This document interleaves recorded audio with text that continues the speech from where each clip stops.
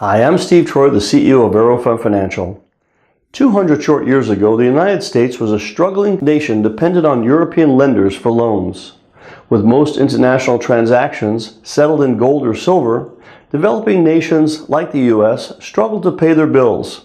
It was common for the federal government as well as states to issue interest-bearing bonds to sell to European investors to raise capital to finance commerce and growth. Merchant George Peabody, a Maryland merchant, was all too familiar with the need for foreign capital to finance goods he bought from England. To facilitate growth, Peabody moved to London and opened a trading house to secure goods and credit. By 1837, Peabody's London office would become its own merchant bank, trading his own account, then expanding to brokering American bonds to eager European investors.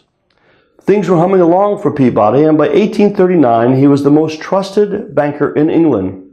That was until 1840 when the Maryland legislature decided to default on the bonds Peabody sold.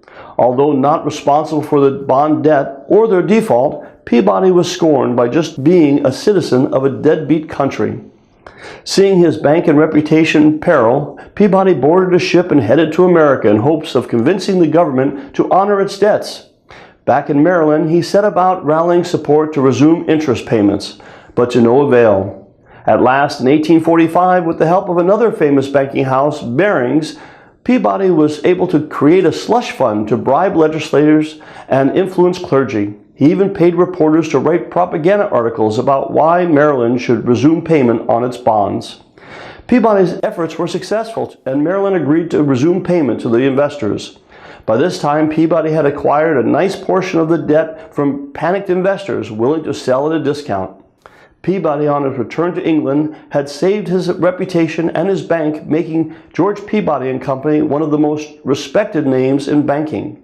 By 1859, Peabody was ready to retire and handed the reins to Junius Morgan, whose son J.P. Morgan would become the most powerful banker of the 19th century. Peabody and Morgan legacy lives on today in the form of J.P. Morgan Chase Bank, which can trace its roots to a relentless dry goods merchant from Baltimore. If you know someone who could benefit from Aerofund Financial Services, take a minute, give us a call. Money!